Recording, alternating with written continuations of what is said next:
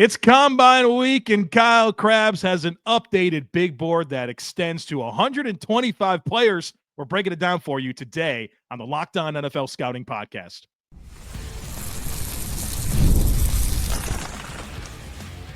You are Locked On NFL Scouting with the Draft Dudes, your daily podcast for NFL and college football scouting.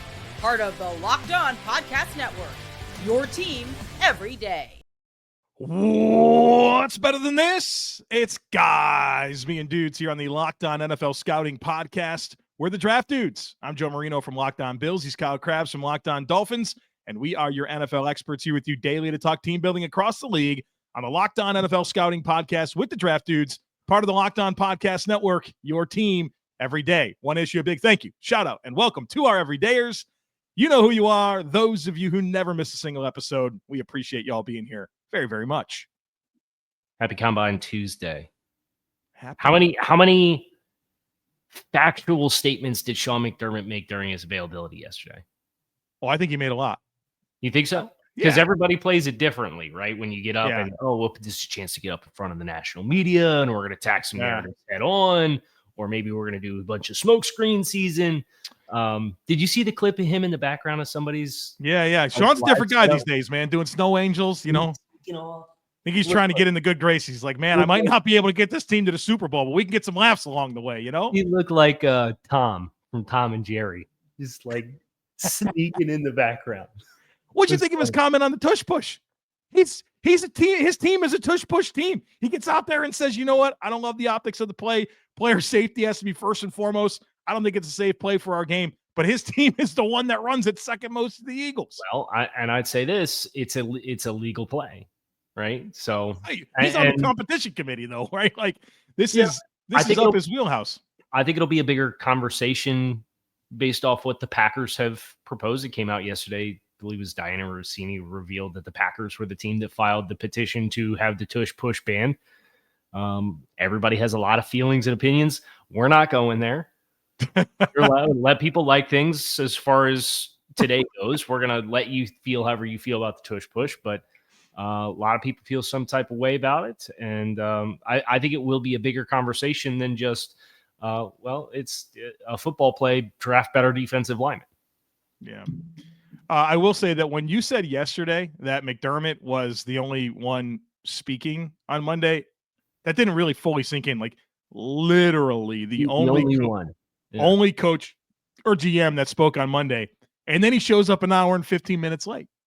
Mm-hmm. Could you imagine if you're part of the media that like hauled into town on Monday before anyone else because the head coach of the Bills was speaking on Monday? Now your Disney reservations are messed up, you know? You know what's funny is I was driving to the airport last night and Sean was on Sirius XM for NFL radio.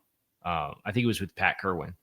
And Sean was like, they asked him about like how teams are evolving with how they choose to handle the combine, and some don't come all together and others come late or others send smaller groups. And he's like, yeah, I got into town and I was just looking around and I was wondering like where all my coaching brethren are at. And I was like, brother, you're early. Like Pete Carroll's on a plane right now talking with Mike McDonald and John Schneider. Come on, Sean. In, and you were boots on the ground because you got to talk on Monday. Right. Probably come out competition committee meeting or something like that. I'm sure. Yeah. All right, we should probably talk about Kyle Crabbs' updated top 125 big board. Did that happen? Yeah, it's Kyle Combine Week, This is you got to have the foundation set because all the new information is coming here. All right, so we're going to focus in on just like high-level stuff here to get into it. We'll get to risers, how the Combine can affect this event, and my biggest reaction right now as I scroll through this big board is that your first offensive lineman is Josh Simmons at number 6. I personally love it, but I love that there's a lot of – it's not cut and dry, man. There's Joe Alt's not in this class, Joe Alt is not in this class. What is it for you? The other offensive linemen are close. Right behind him is Will Campbell knocking on the door. I know you like Armand Membu. You love Josh Connerly, but your guy right now is Simmons. Yeah, and that comes with an asterisk, right? And he's one of the – if you had to pick the 10 players that have the most at stake this week, Josh Simmons is going to be on that list, and you're not going to see him on TV at all. Yeah. And it's because he had a reported, I believe it was Albert Breer reported, it was a torn patellar tendon was the injury that knocked him out for the season and required surgery. And his chance to get in front of teams and have medical checks and that examination and see where he's at from a timeline perspective, that's really critical for him. And we're just not going to know what that is. But I can't account for that, right? Because I'm not going to get a file that has the breakdown of what the doctors are saying about Josh Simmons and his knee. As I look at the offensive linemen in this class, I do feel like Will's better served to play inside, but he's my 7th ranked overall player. And as I've embraced more of, I think he's an inside guy, it's really fortified and solidified like his grade and his standing in this class as an upper echelon player as compared to, I think he just has more warts at tackle. Where Simmons, I think he can do, if he's healthy, I think he can do everything. I think he can be a primary gap scheme player. I think he can be a primary zone scheme player. I think he can be primarily like a vertical set pass protector without a lot of play action passing. I think he can run the wide zone stuff, and I think he can be really, really good. And oh, by the way, he's played on both the left and the right side. And going back to high school, there's some inside experience here. So all of that combined is just, it checks all the boxes except the one that I can't intelligently speak on because I'm not going to have access to his medical standing. But that, with what information I have to make a risk assessment on Josh Simmons from a football perspective, least questions. Something else that stands out to me about your board is where the top tight ends fall. Tyler Warren, Penn State, 22, and then Colston Loveland is 38. I don't think anyone would be surprised if they were 20 spots higher each on this board. Is for you, do you think, is it just about the other players, or do you think, dare I say, that maybe those aren't quite the caliber of tight end prospects that maybe some people believe they are? Well, I think it depends on, I'm grading for all 32 teams at the same time right now. Right. And I think if I were grading very hyper specifically for a team that needed a Y inline tight end with supreme versatility and sufficient level inline blocking ability with a lot of room to grow and is really good with the ball in his hands and is super physical, like Tyler Warren would be higher than 22. And if I were grading for a team that needed a flex tight end, who's going to blur the lines between 11 and 12 personnel and is going to live in the slot and primarily be a player who is not attached to the core in any capacity, Colston Loveland would be a lot higher than 38. But if I'm doing, here's the 10 grades that I'm going to grade, 10 traits that I'm going to grade at each position, and if I'm going to paint tight ends through the same picture, and that's a challenge, and you could maybe get into, should you grade Y and F tight ends through a different set of criteria? And that maybe is an evolution once I get through the combine and I kind of finalize formally the grades for these guys. If I don't like where they're at, I might end up splitting them, and I'm going to have a bucket here and a bucket here with different grade criteria in hopes that I think it's better reflective. But right now, if you're looking for a universal tight end, I don't think either one of them is a universal tight end. Interesting. Tyler Warren is.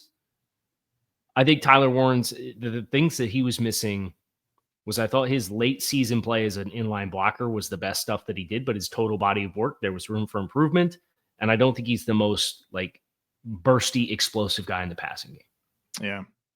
I got to ask you a running back question here, because I think some of your biggest hits, I think, have been at the running back position. And everybody feels strongly about this running back being good. And I think your rankings reflect that. But your RB2 is Quinshon Judkins out of Ohio State. And I haven't seen that, right? I think it's Marion Hampton, Travion Henderson's a hot name. Some people really love Caleb Johnson. You're crashing the party here, man. What do you love about Judkins? So Judkins, I think you go back and you look at the tape that he put on display at Ole Miss, and then you look at this year at Ohio State. He's got a really good density about him. My comp for him is no Sean Moreno. This is 6 foot, 220 pound junior running back, has been involved in the passing game. I think he's got really light feet for a player of his stature.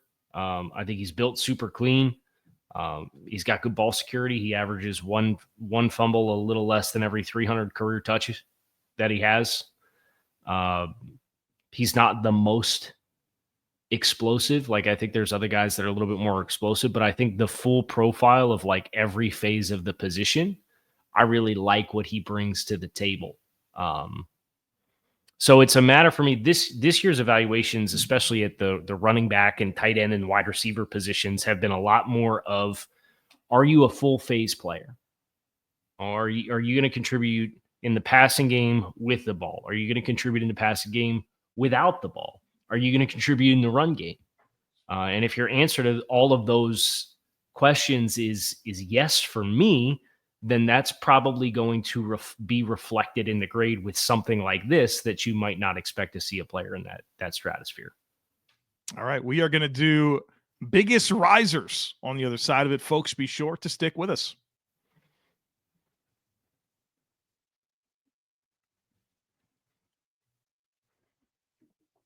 I remember to hit the double. It was unbelievable. Unbelievable job. I was real proud of myself. Can we start at the top? I have a new number 2. Now it's great weighted on a grade, right? Like, this player's not, oh, he was 100th and now he's number 2. But I've been pretty static with that top 20 for the last couple of updates. Abdul Carter now taking the spot at number 2. That had been Will Johnson's spot. Will not test Abdul Carter. Okay. Are you concerned? No. I wanted to measure. I wanted to weigh in. But the news came in yesterday that he's still recovering from the shoulder injury he suffered against Boise State, so he's not going to test this week. So I thought it was relevant. But there's just a lot of momentum there. And as I'm deep enough into the class where I can kind of start going back over some guys and just check in on certain things that I did really liked, or I had more of a question and concern with.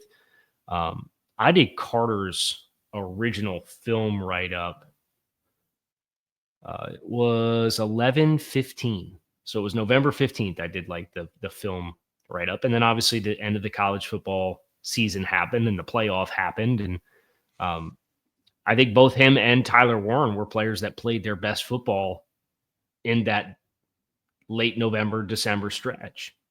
So as I kind of brushed up on where I had dinged him, I made some grades adjustments, and Abdul Carter now sits number 2, which is more in line with the consensus of what you hear from a lot of places as far as where he ranks in this class.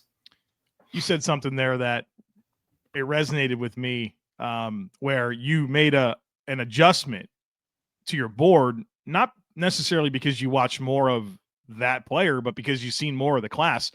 I find myself in this position a lot where a lot of my updates are not, it's not because I learned anything new about that player. It's that I saw the rest of the class and it made me appreciate what certain other guys bring and don't bring. Yeah. And I find myself way more willing to move guys around based on that, because I very rarely go back and watch the tape.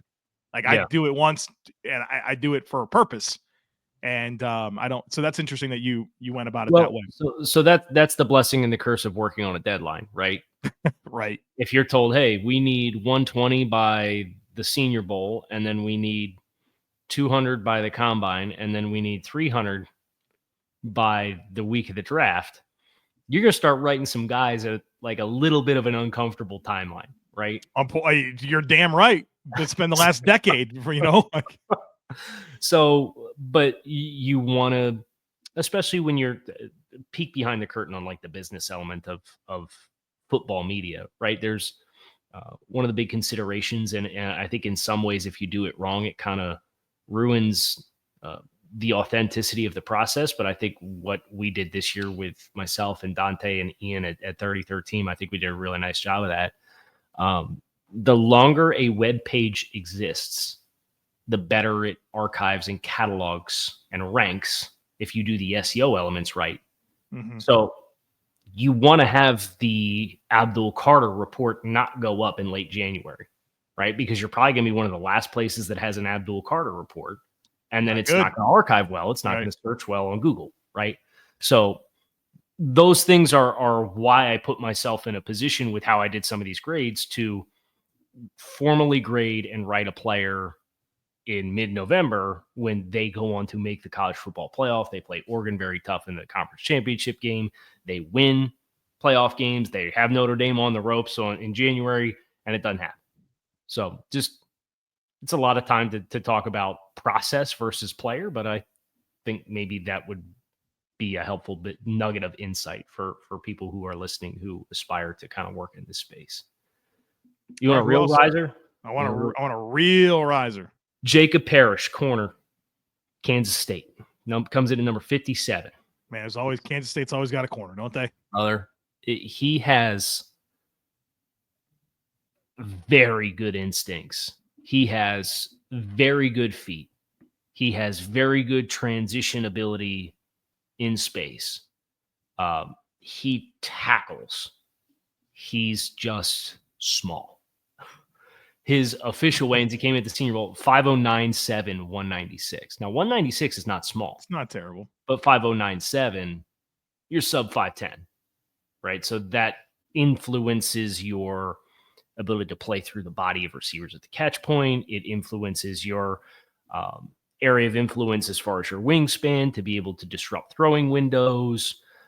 There will be concerns against big, powerful, physical guys playing on the outside, and if you can play on the outside against X receivers. But, man, I watched his tape, and I was just blown away. My first comp, the first player that I saw, I will not say on this show because it's irresponsible. I already know who it is. Did I text you? You didn't, but I'm going to get. Can I guess? Yes. Is it Devin Witherspoon? It's not Devin Witherspoon, no. All right. That's a good guess, though. Because I'm thinking of that size profile. Like, man, Devin was only 180 pounds, right? Like, yeah. That's always funny when I'm going and I'm looking for, like, I like to go to Mock Draftable and look at the spider webs, and then it's like, okay, there's a player with this stature. Let me look at players who have similar size, see if there's anybody who has an athletic profile that I think is going to fall in line with this. And then most importantly, do I think their play styles match on top of that? And that's kind of how I go about when you have to have a comp for every player. The comp I settled on for Jacob Parrish was Byron Murphy. Good player. He's going to get some big bucks. He is going to get some big bucks, whether it's from Minnesota or it's from somebody else. So that's one of the big risers that I have. Another Jacob one, Parrish, corner, Kansas State. Jacob Parrish, cornerback from Kansas State. All right. The other guy that I just watched this guy. I got two more. Are we gonna have time for two more risers? Get him in, man. Get him in. Okay. Lathan Ransom, safety from Ohio State, number 8. Wrote him up 4 years ago. I'll tell you what, man. It's a good thing this is a family-friendly show because he belts the you-know-what out of people. He is an awesome tackler. He is so physical. You can watch some of the head-up tackle challenges he had with Jordan James from Oregon. I think he actually got injured on like a form tackle. James did in that game. Dylan Sampson. You got quarterbacks that he's just laying out when they get outside the pocket and he's playing shallow zones. Now his profile, he's a big safety. He's 6'1", 210 is his stature.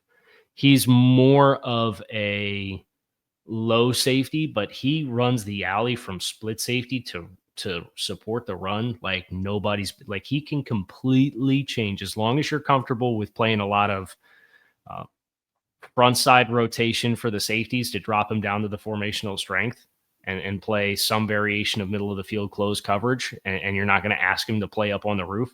As long as you're comfortable with that, he's going to be an NFL starter, in my opinion. Sounds like the perfect like mid-round safety that gets drafted all the time, right? That winds up being a starter, like a Brian Cook or something like that. Just gonna come in and be a starter. Can I give you my comp? Yeah, Talanoa Hufanga. Okay, well, if he just was healthy, that'd be helpful.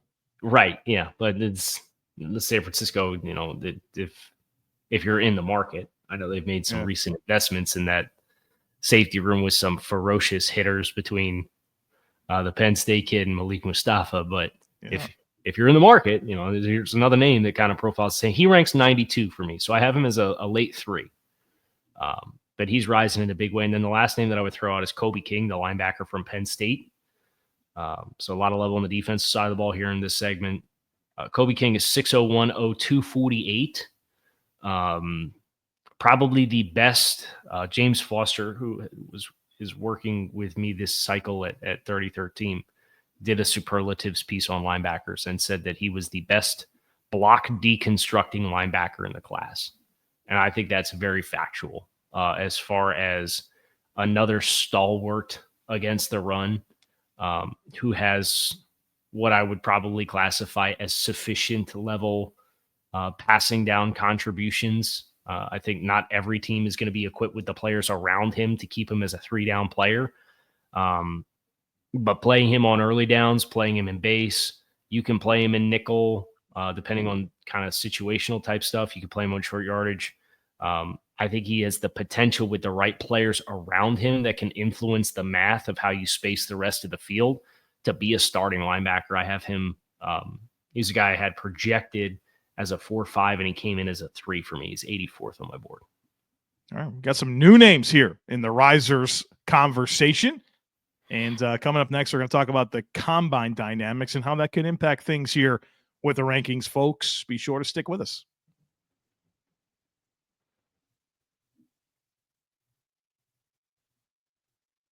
Do we need to do any fallers? Do you want to hear some names that slid down?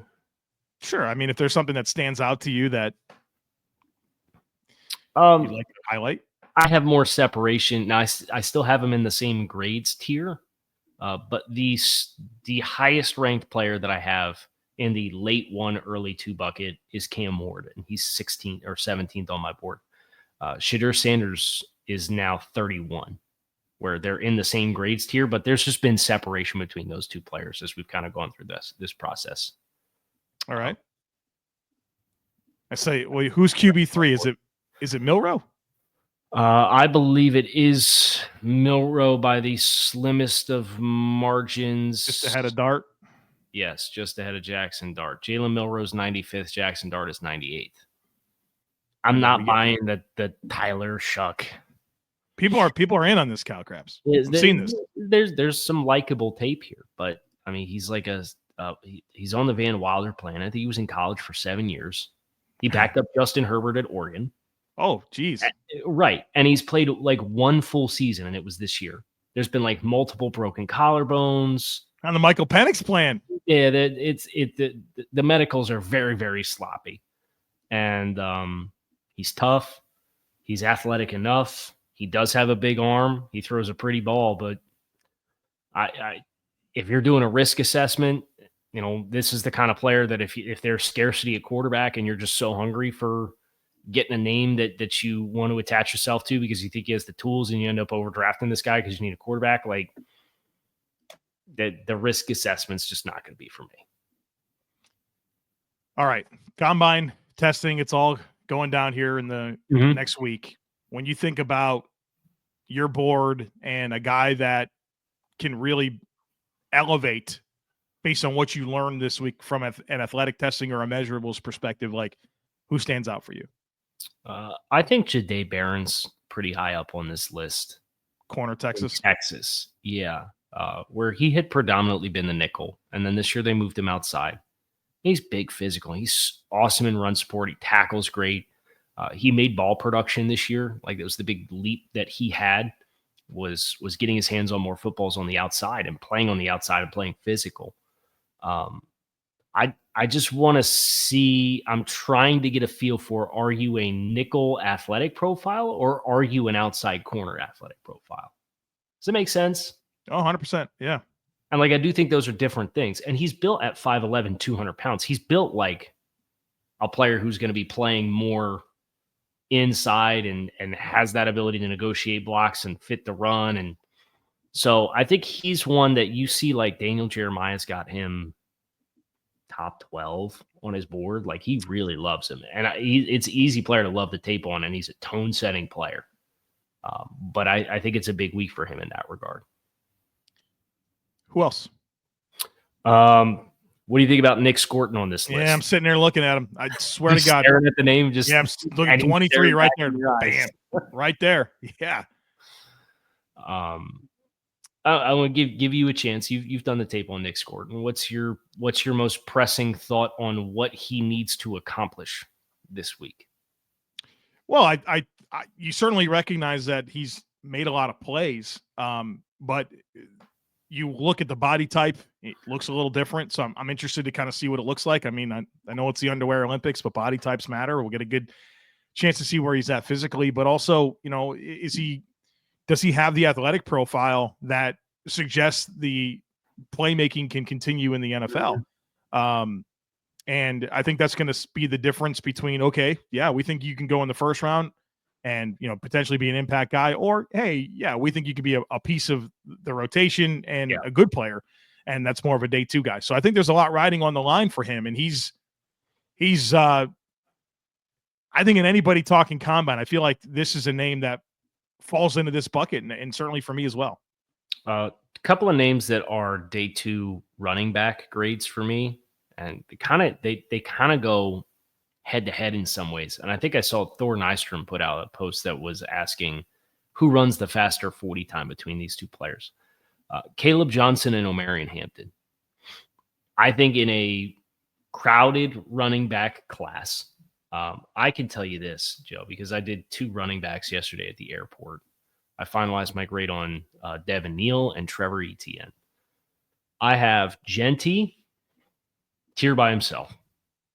And then I have both the Ohio State kids, Judkins and Henderson, are also in the top 50 for me. So that's kind of my top 3 guys is Genty and then the 2 Ohio State kids. And then you have Omarion Hampton, Caleb Johnson, and Dylan Sampson. That is the next tier of names for me as like 2s and 3s. Now, there's some guys that are getting a lot of gas that I have yet to finalize the grade on, but right now I'm projecting as like early day 3 guys like a Bayshal Tootin, like a Brashard Smith, like a Jordan James. Those are probably the 3 biggest names that I haven't finalized. Maybe Jade Unblue if you want to put him in that bucket. But of the names that I have, Hampton and Johnson, can they close into the tier above them if they blow the doors off the athletic testing, or if they test as more modest athletes? It's really, I think, going to blur the lines between that tier of running back names and then the tier below, which is 3-4s of Damian Martinez and Cam Scatabo and Devin Neal and Trevor Etienne. Like that's a lot of grades and names, plus Dylan Sampson, who I have as a definitive 3 instead of a 3-4. It's a lot of names in that crowded block. And you remember how the running back class happened last year when the run happened early on day 3, right? It was like we sit here, we wait, and then boom, 10 of them go in like 17 picks or whatever it was. Good hits along the way there too. And some good hits along the way. But Caleb Johnson and Omarion Hampton, I think, have a chance to push themselves up into like a definitive top 5 and kind of change the order of how that top 5 comes off the board. Or they have potential, I think, to kind of be stagnant where they're at. And then maybe from a scheme specific or a skill set specific type of thing, they can be influenced by some of the names behind them and come off the board in a different order as well, if that makes sense. Yeah, I hear you. I think there's probably a lot of flavor involved in how that's going to sort out. And it sounds like these backs are going to go, man. I got to ask you can I ask you about Jared Ivey? Please do. Love Jared Ivey. Yeah, I feel like I keep hearing that. And what do I need to know about this guy, man? All right, so I'll pull up the report. I like your comp. I pulled it up. My comp's the Nico Autry. Yeah. That gets me to perk up right there. Dude, this is 6'5", 285-pound defensive end who can rush from a 2-point stance. He can play 5. He can play a 4-eye. Passing downs, he can rush from a 3. Sounds like Danico Autry a little bit. Sounds like Danico Autry, yeah. And he's got above average functional athleticism. My favorite thing about Jared Ivey is when you get him head up on a tackle or shaded inside, and he's playing in the B gap.